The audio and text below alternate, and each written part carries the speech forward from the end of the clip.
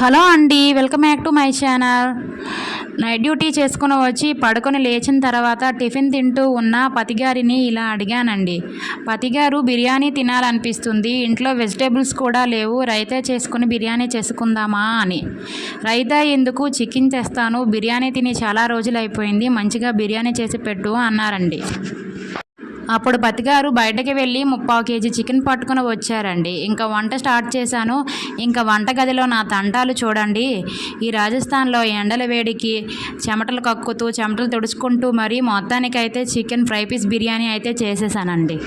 అప్పుడు అనిపించిందండి, ఎవరు తవ్వుకున్న గోతులో వాళ్ళే పడతారని. కానీ ఏ మాట కామాటే చెప్పుకోవాలి, చికెన్ ఫ్రై పీస్ బిర్యానీ అయితే ఆహా ఆదూర్స్ అండి. ఇంకా చెప్పక్కర్లేదు, మాటల్లేవు, మాట్లాడుకోవడాలు లేవు, కష్టానికి తగ్గ ఫలితం దక్కింది అనిపించిందండి. ఈ వీడియో మీకు నచ్చిందా? నచ్చినట్లయితే మన ఛానల్ని సబ్స్క్రైబ్ చేసుకోండి.